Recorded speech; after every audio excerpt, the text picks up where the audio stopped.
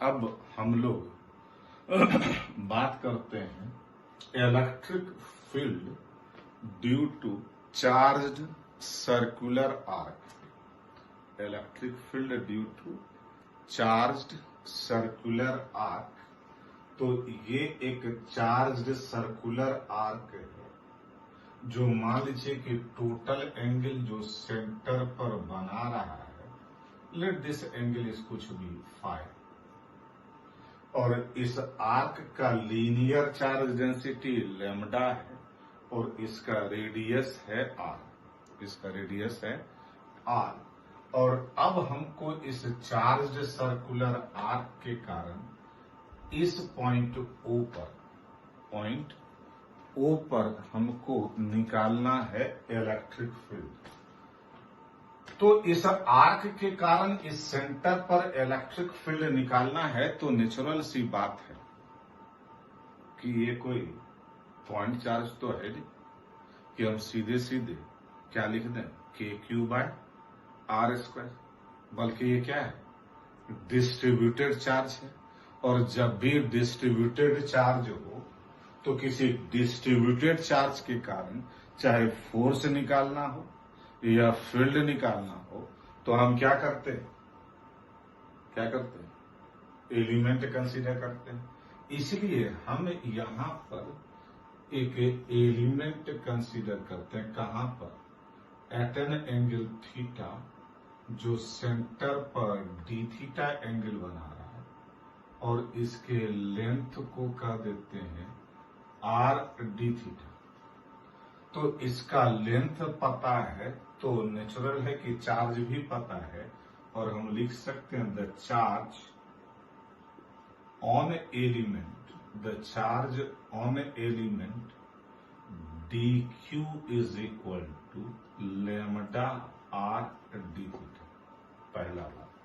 दूसरा कि ये जो एलिमेंट है ये एक पॉइंट चार्ज की तरह काम करेगा।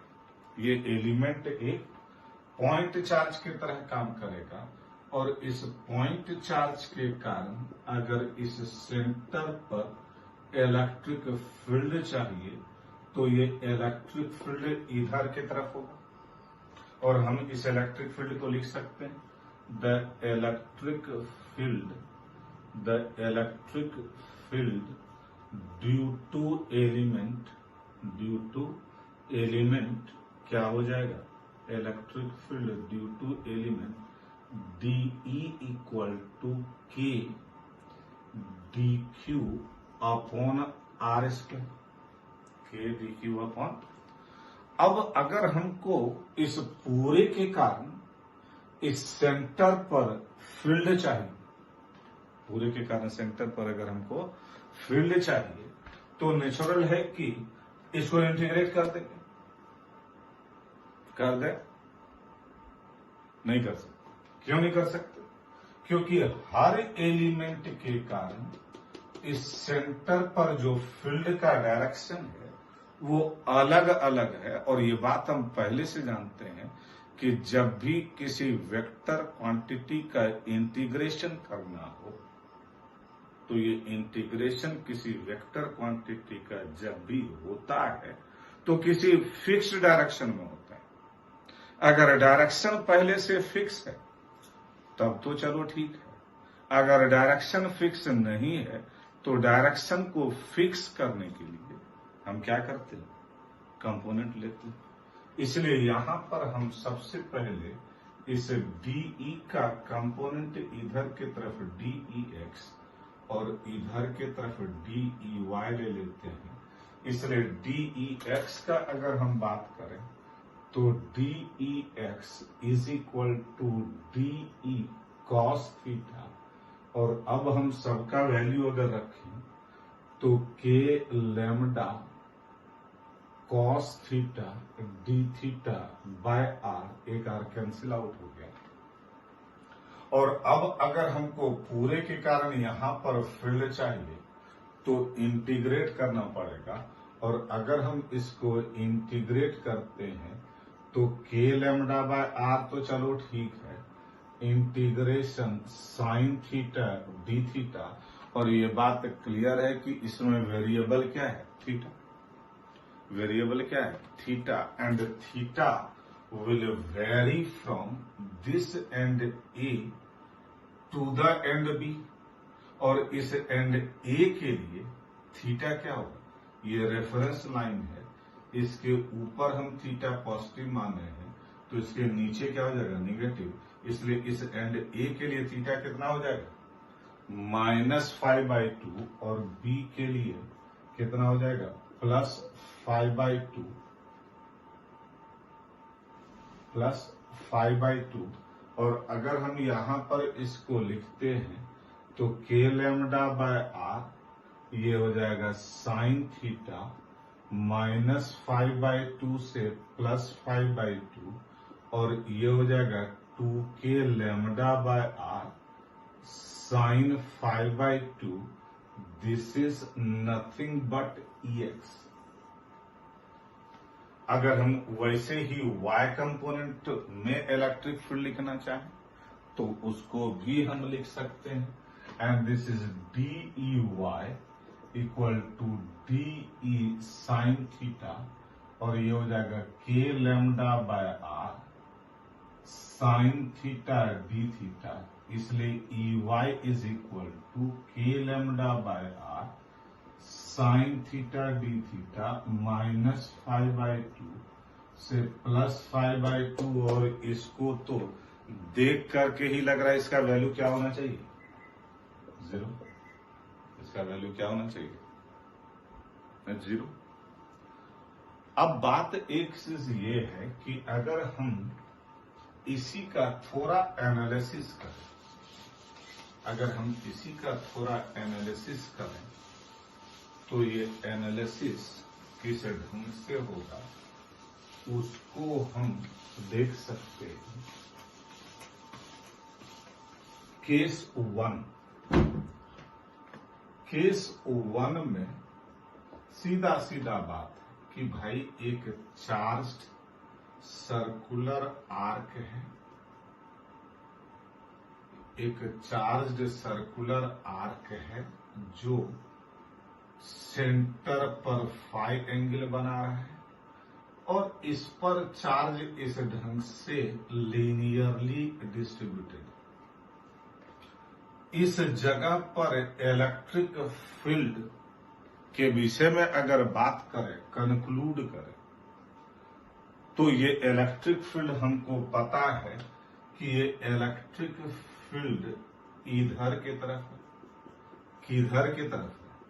ये जो भी आर्क है, इस आर्क के बाइसेक्टर लाइन के अलोंग, किधर? जो भी आर्क है उस आर्क के बाइसेक्टर लाइन के अलोंग है, और चार्ज जब पॉजिटिव है तो electric field is directed away from the charge, और अगर यही चार्ज निगेटिव होता तो इस पॉइंट पर electric field is directed towards the charge. और जहां तक इसके वैल्यू का सवाल है तो वो तो हम जानते हैं, this is 2k λ sine 5/2 upon r। ध्यान दीजिए कि इलेक्ट्रिक फील्ड किधर की तरफ है? Along the bisector line of the arc. पहला बात। दूसरा बात, चार्ज पॉजिटिव है तो सेंटर पर field is directed away from the charge, और यही चार्ज अगर निगेटिव होता तो फील्ड इधर नहीं होता, किधर होता? Towards the charge. अब इसी में अगर हम केस 2 का बात करें तो केस 2 में अगर हम कहते हैं कि phi is equal to π/2, phi equal to π/2 का क्या मतलब? फाई इक्वल टू π/2 का मतलब है कि एक क्वार्टर सर्कुलर आर्क है, क्वार्टर सर्कुलर आर्क है। ये बनाना भी आसान नहीं, लेकिन हम इसको ऐसे बनाते हैं। ये एक क्वार्टर सर्कुलर आर्क है और ये सेंटर है, इस पर चार्ज डिस्ट्रीब्यूटेड है। इसके लीनियर चार्ज डेंसिटी को लैम्डा और रेडियस को आर, और इस जगह पर सेंटर पर फील्ड चाहिए। तो दो बातें क्लियर है। एक तो ये कि ये जो भी आर्क है, इस आर्क का जो बाइसेक्टर लाइन होगा, इलेक्ट्रिक फील्ड इधर ही होगा, और दूसरा चूंकि चार्ज पॉजिटिव है इसलिए electric field is directed away from the charge, और यहां पर पूरा एंगल π/2 है। तो इसमें अगर बैठाएंगे तो sin 45 डिग्री 1/√2, और इसको डायरेक्ट हम लिख सकते हैं E is equal to √2 k λ/r, √2 k λ/r। और इसी में अगर हम केस 3 का बात करें तो केस 3 में फाई इज इक्वल टू अगर पाई हो, फाई इज इक्वल टू पाई का मतलब क्या है?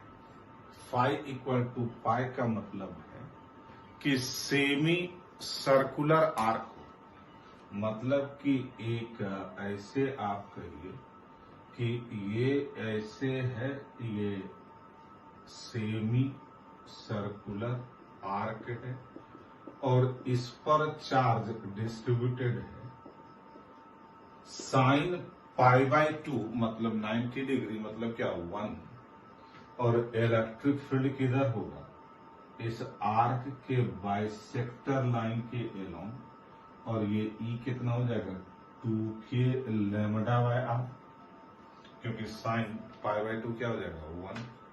और इसी में एक क्वेश्चन भी है, CRQ में क्वेश्चन है, उसको नंबर को देखा जा सकता है, और वो ये है जिसको केस के ही रूप में लिखते हैं, केस 4, कि एक रॉड है, एक रॉड है, उस रॉड का लेंथ दिया हुआ है और उस पर चार्ज भी दिया हुआ है, और रॉड पर चार्ज यूनिफॉर्मली डिस्ट्रीब्यूटेड है, और क्वेश्चन कहता है कि इस रॉड को हम एक सेमी सर्कल के फॉर्म में कन्वर्ट कर दिया, मोड़ करके इस रॉड को सेमी सर्कल के रूप में कन्वर्ट कर दिए हैं।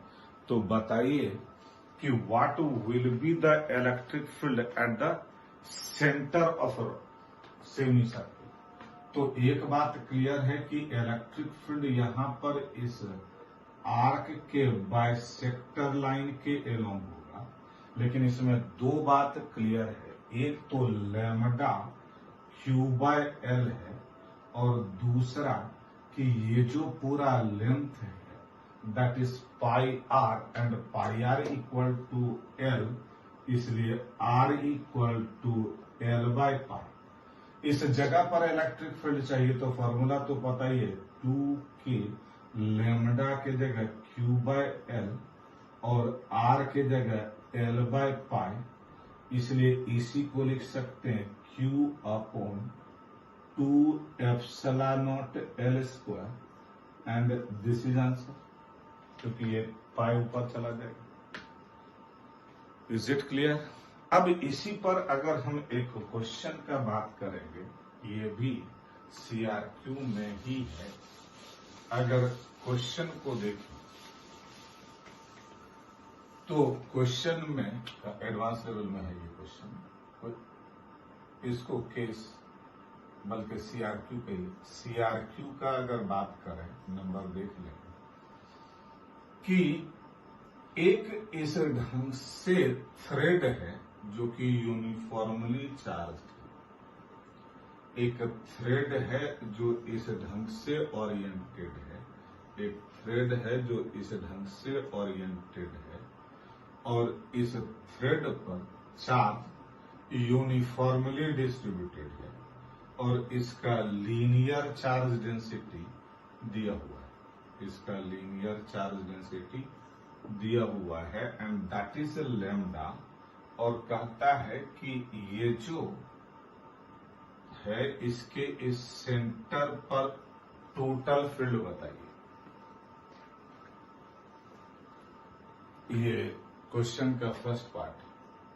तो एक बात तो क्लियर है भाई कि यहां पर फील्ड चाहिए इस पूरे लाइन चार्ज के कारण, तो पूरा लाइन चार्ज के कारण एक साथ तो फील्ड नहीं लिख सकते, तो हम क्या करते हैं, इसको 3 भाग में डिवाइड कर देते हैं। एक ये 1, दूसरा ये 2 और तीसरा हो गया ये 1 के कारण ये आप देखिए कि एक सेमी इनफाइनाइट लाइन चार्ज की तरह काम करेगा, और इसके कारण फील्ड अभी अभी तो निकाले हैं इधर की तरफ एट एन एंगल 45 डिग्री, और ये कितना के बराबर निकाले हैं, इस सेमी इनफाइनाइट लाइन चार्ज के कारण यहां पर field this is √2k λ/r।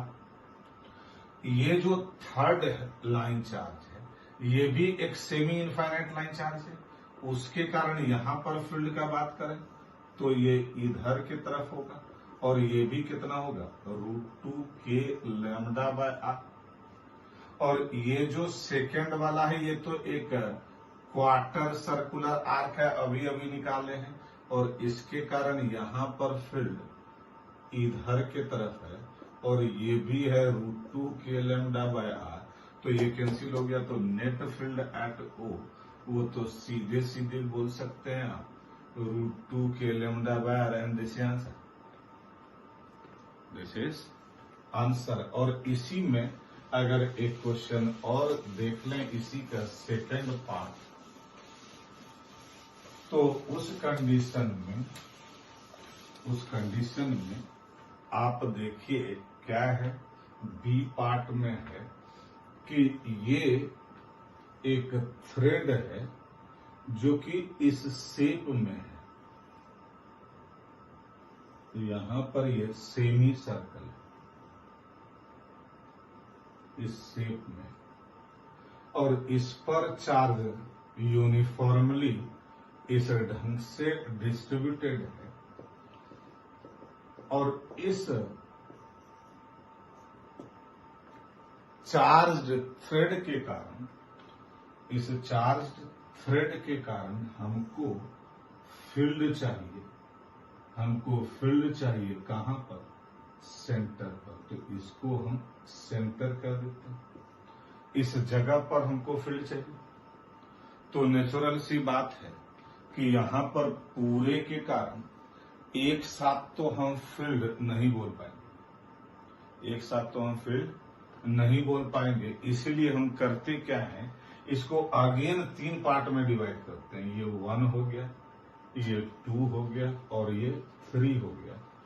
1 एक सेमी इनफाइनाइट लाइन चार्ज की तरह काम करेगा, इसके ऊपर ये एक सेमी इनफाइनाइट लाइन चार्ज है, और इसके कारण यहां पर इलेक्ट्रिक फील्ड E1 कितने के बराबर √2k λ/r, and this angle is 45 degree. ये जो थर्ड है उसके कारण भी इलेक्ट्रिक फील्ड इधर की तरफ होगा, and this is also √2k λ/r, and this is E3। और ये जो दोनों के बीच का एंगल है वो कितना है 90 डिग्री, इसलिए इस दोनों का जो रिजल्टेंट होगा, अगर हम E' कहें तो ये हो जाएगा E1² plus E3², and this is 2k λ/r, और इसके कारण यहां पर फील्ड इधर की तरफ, and this is E2 equal to 2k λ/r, तो इधर भी 2k λ/r और इधर भी 2k λ/r, तो नेट फील्ड एट सेंटर क्या हो गया 0, वो भी क्या बड़ा वाला,